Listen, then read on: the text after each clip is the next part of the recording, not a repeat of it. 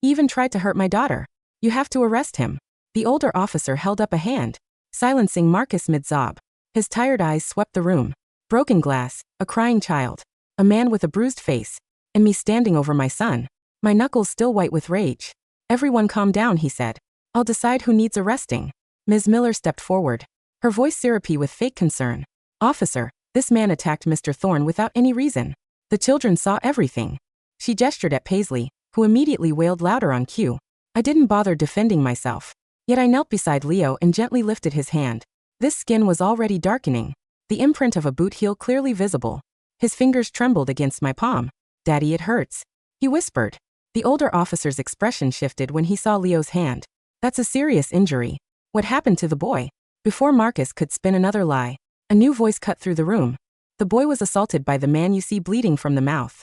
Daniel stepped through the doorway, tablet in hand. His suit was immaculate despite the chaos. "I have the security footage, officer." The original files were deleted, but our team recovered them remotely. Marcus's face strained. "That's impossible. I was told." He stopped, realizing his mistake.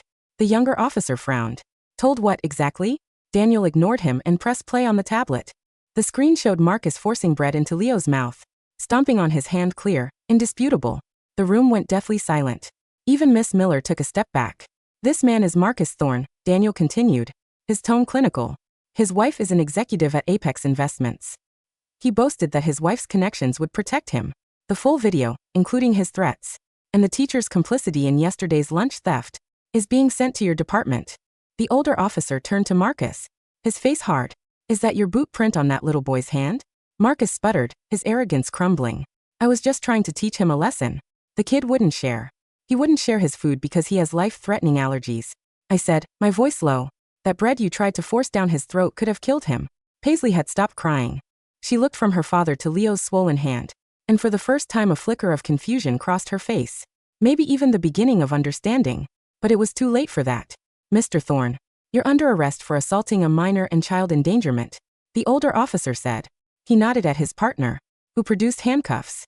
"But my wife," Marcus began. "Will be notified," Daniel said smoothly. "Apex's legal department has already been informed of her involvement. I believe they're reviewing her employment as we speak." As the officers led Marcus away, I finally allowed myself to look at Leo properly. His face was still tear-streaked, but he was watching everything with a quiet intensity that made my chest ache. He should never have had to see any of this. "We need to get his hand looked at," I said, to no one in particular. "Medical team is waiting outside," Daniel replied. "And the sketchbook." I saw what happened on the feed. The sketchbook I had almost forgotten. I turned and saw the scattered remains of Leo's drawings across the floor. Torn pages, crayon marks smeared by Paisley's feet. I walked over and knelt. Among the shreds, a piece of a tree, a corner of a sun, and the torn half of my face with a red crayon cape flaring behind it. Leo had worked on that drawing for weeks. He'd hidden it under his bed, so it would be a surprise. I gathered every piece I could find and wrapped them carefully in my handkerchief. When I stood up, Leo was watching me. His good hand was holding the hem of his shirt. "I'm sorry, Daddy," he said. "I know that one was special." I crossed to him and knelt so our eyes were level. "Leo, you have nothing to be sorry for. Nothing. Do you hear me?" I placed the handkerchief bundle in his small hand. "We're going to tape every single piece back together. It won't be perfect, but it'll be ours. We'll hang it on the wall, because it's the best drawing I've ever seen."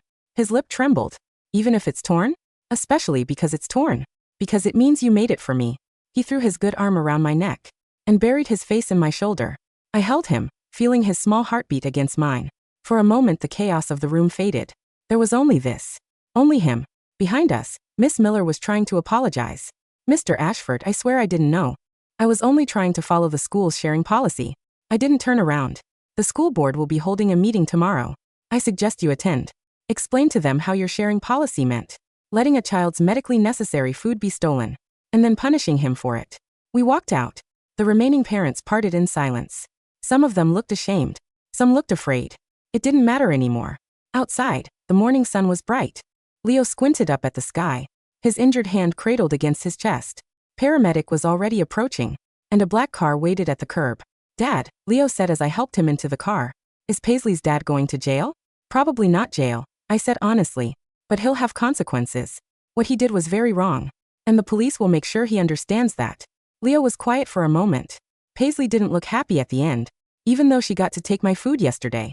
I didn't have an easy answer for that. Sometimes people think having more things will make them happy, but it doesn't work that way. He nodded slowly. Then his eyes drooped.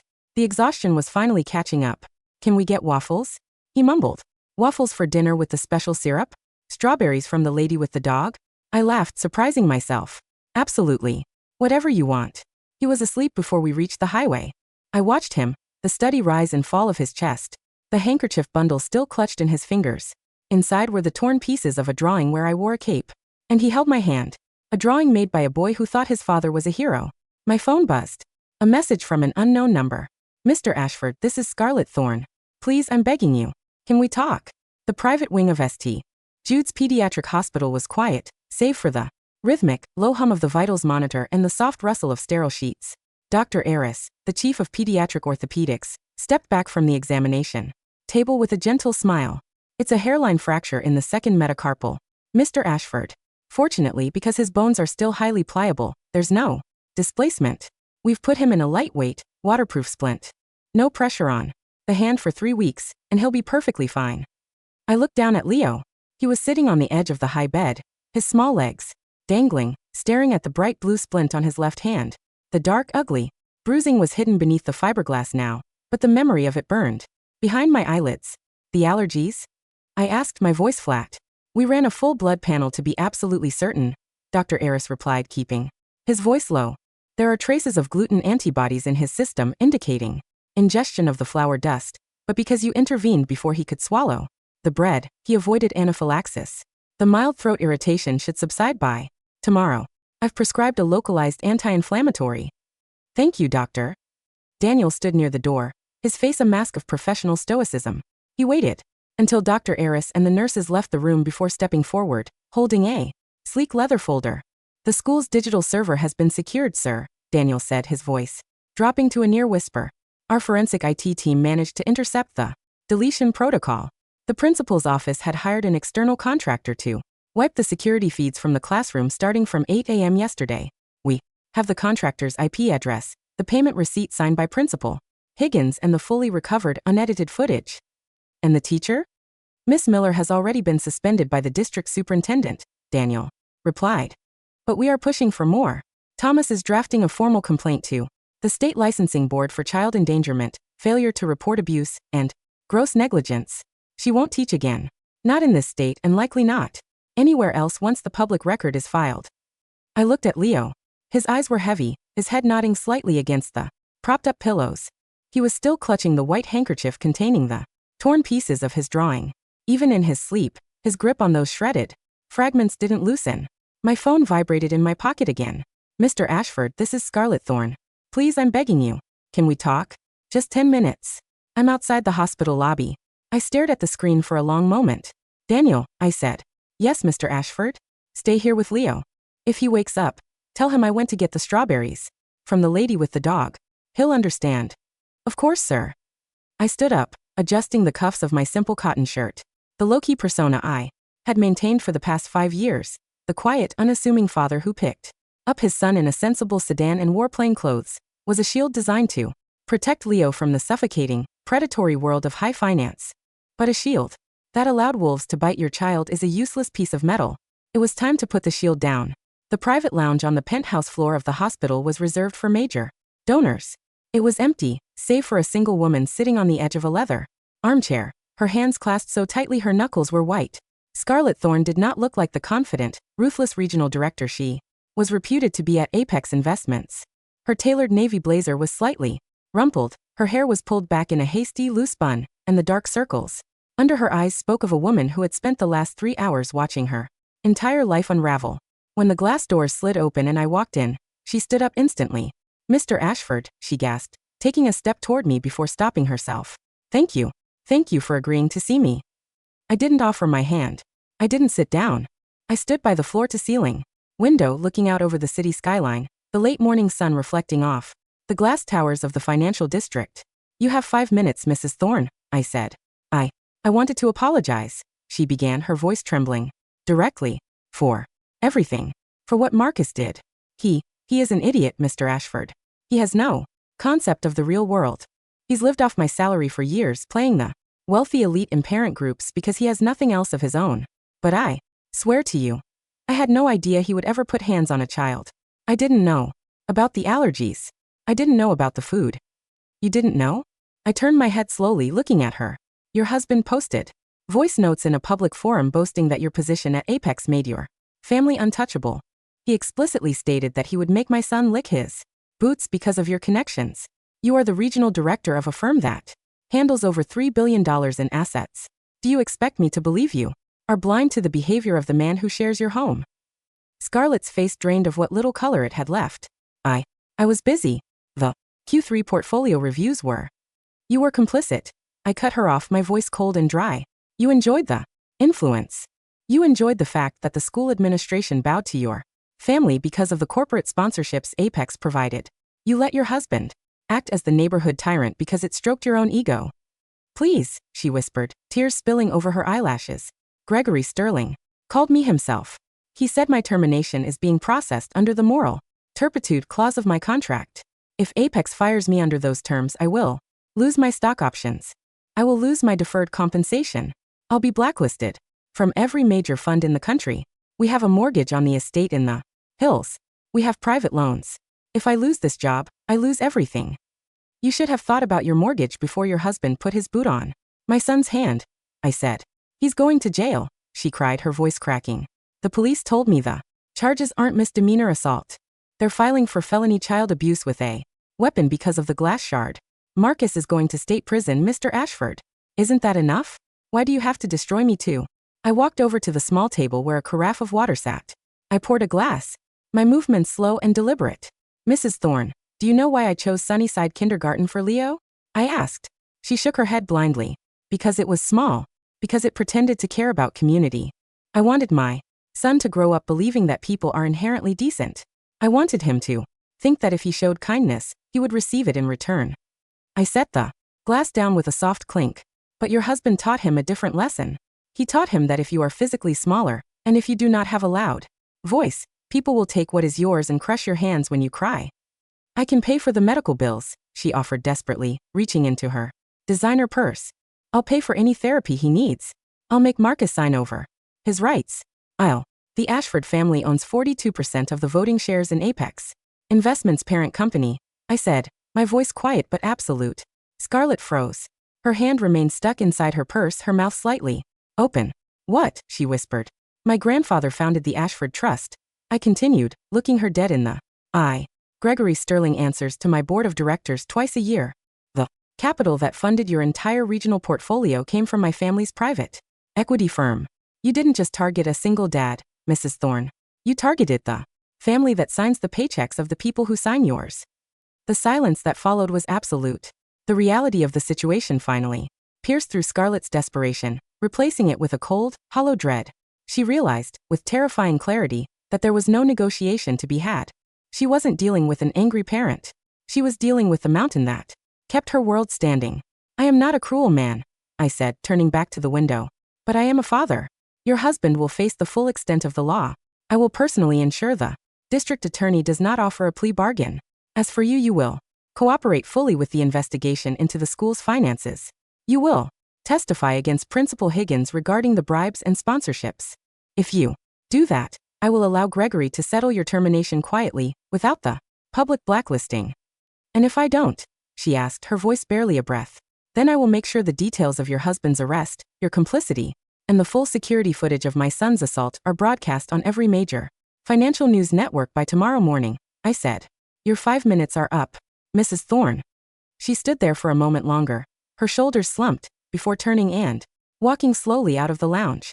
Her heels clicked softly on the floor, no longer sounding like the confident stride of an executive, but the slow, heavy march of the defeated. The district school board meeting room was packed the following evening. The air was thick with tension. Word of Marcus Thorne's arrest had spread through the parent community like wildfire, and the subsequent suspension of Miss Miller had turned a quiet suburban scandal into a full-blown public relations crisis. For Sunnyside Kindergarten. At the center of the raised dais sat Superintendent Reynolds, flanked by 6 board members. To the left sat Principal Higgins, his face slick with sweat, his collar visibly damp. Miss Miller sat next to him, her eyes red, clutching a tissue in her hands. The parents occupied the rows of plastic chairs. Some of the very parents who had been active in the group chat, the ones who had laughed at Marcus's jokes and called Leo selfish, were now sitting in the back rows, looking anywhere but at the empty chairs in the front. When the heavy double doors at the back of the room opened, a quiet ripple passed through the crowd. I walked in. I was no longer wearing the faded gray hoodie or the worn sneakers. I wore a dark gray, bespoke wool suit, a crisp white shirt, and no tie. Beside me was Daniel, carrying a leather briefcase, and behind us were 3 senior partners from the city's most formidable education and civil rights law firm. We took our seats in the front row. Superintendent Reynolds cleared his throat, tapping the microphone. We will now bring the special session of the Sunnyside School Board to order. The purpose of this meeting is to address the recent incident involving the student Leo Ashford and the subsequent actions of the administration. Higgins leaned forward, speaking into his microphone. Superintendent, if I may, I would like to state for the record that the school administration has always maintained a strict zero-tolerance policy for violence. The incident in the classroom was an unprecedented tragedy, and we are cooperating fully with the local police department. A tragedy? I didn't stand up. I simply leaned forward, my voice carrying clearly through the silent room without the aid of a microphone. Higgins flinched at the sound of my voice. Principal Higgins, I said, in the last 24 hours my legal team has uncovered 3 separate complaints filed by parents over the last 2 years regarding force-sharing policies at your school. In each case, children with medical needs or sensory issues were forced to surrender their personal items under threat of administrative punishment. In each case, those complaints were buried by your office. Mr. Ashford, Higgins stammered, those were minor internal disputes. One of those disputes resulted in a child being hospitalized with an allergic reaction to peanut butter. I said, my voice rising slightly, though my tone remained icy. You settled with the family privately using funds drawn from the Thorne Family Sponsorship Account, a fund established by Scarlett Thorne using Apex Corporate Capital. A gasp ran through the assembled parents. Superintendent Reynolds looked at Higgins, his brow furrowing. Principal Higgins, is this true? Was there an off-the-books settlement? It was an administrative adjustment, Higgins muttered, his eyes darting wildly toward the exit. Daniel, I said. Daniel stood up, opening his tablet. He pressed a button and the large projector screen behind the school board flickered to life. It wasn't the security footage of the assault that was now evidence in a pending criminal trial. Instead, it was a spreadsheet, a detailed, audited record of the school's discretionary spending accounts, with specific entries highlighted in red. Over the last 3 years, Daniel announced to the room, the school received over $80,000 in private contributions from the Thorne family. In return, the school's administration consistently favored their daughter, Paisley, in placement programs, overlooked multiple behavioral complaints from other parents, and as of 2 days ago, allowed Marcus Thorne to enter the school premises without a visitor's pass. The parents in the audience began to murmur angrily. My daughter was rejected from the advanced reading program to make room for Paisley. One mother yelled from the 3rd row. I complained about Marcus bullying my kid at the pickup line, and Miss Miller told me I was being sensitive. Another father shouted. Miss Miller shrank back in her chair, burying her face in her hands. This board, I said, standing up and looking up at the dais, has allowed a public institution, funded by taxpayers and supplemented by charitable foundations, to become a private playground for the highest bidder. You allowed a child's health to be traded for a corporate sponsorship. Superintendent Reynolds looked pale. Mr. Ashford, what is it you want? The district is prepared to offer a full public apology, and we will initiate the termination process for both Principal Higgins and Miss Miller immediately. That is a start, I said. But it is not enough. My family's foundation, the Ashford Endowment, represents 60% of the capital used to maintain the school district's specialized programs. As of 5 p.m. today, we have officially withdrawn all funding. Higgins gasped. You can't do that. That will ruin the arts programs. The special education resources. The funds will be transferred to a newly established independent trust, I said, cutting him off. A trust managed by an external board of trustees, entirely separate from this district's administration. If this school wishes to receive a single dollar of that funding in the future, every administrator on this board, including the superintendent, will submit to an independent financial and ethical audit. I looked at Miss Miller, who was sobbing quietly. And as for you, Miss Miller, I said, you will have your day in court. Not just as a witness, but as a defendant. Because when my son cried out that he couldn't breathe, you didn't call an ambulance. You called his father a liar. I turned and walked out of the room, Daniel and the legal team following close. Behind, the sound of the parents' angry shouting and the desperate pounding of Superintendent Reynolds' gavel faded behind the heavy oak doors. The drive back to our house in the valley was quiet. The city lights flickered in the distance, a sprawling web of yellow and white, against the dark canvas of the night. In the back seat, Leo was sitting quietly, his head resting against the side of his car seat, staring out the window. His left hand, encased in the bright blue splint, lay in his lap like a sleeping bird. "Daddy," he said softly. "Yes, Leo? Are we going to the lady with the dog tomorrow?" I smiled, looking at him in the rearview mirror. "We can go first thing in the morning, buddy. We'll get the big basket of strawberries. The ones she saves for us." "Can we get 2 baskets?" he asked. "One for us, and maybe one for the lady's dog." "I think the dog would like that very much," I said. When we got home, the house was warm and smelled of vanilla and toasted batter.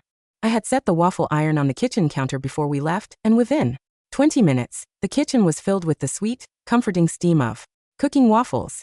I set a plate down in front of Leo. The waffles were thick and golden, topped with a mountain of fresh strawberries and a generous drizzle of the dark, rich maple syrup we had bought from the farm upstate. Leo looked at the plate, then up at me, his eyes bright. "With the special syrup?" "Only the best for the hero of the day," I said, sitting down beside him. Because of his splint, he had to use his right hand to navigate the fork, his movements slightly awkward but determined. I didn't help him. I knew he wanted to do it himself, to prove that the blue cast wasn't going to stop him. After dinner, we went into the living room. The small wooden coffee table was cleared, save for a roll of archival tape, a pair of scissors, and the white handkerchief I had carried home from the school. I carefully untied the knot, letting the fabric fall open. Inside lay the torn pieces of Leo's drawing. The red crayon cape was split down the middle, the tree was in 3 different fragments, and my face was torn just beneath the eyes. Leo sat cross-legged on the floor, watching me with a quiet, intense focus. "It looks like a puzzle," he whispered. "It is a puzzle," I said, picking up the piece with the red cape. "And puzzles are just things that need a little time to be put back together." We worked in silence for nearly an hour.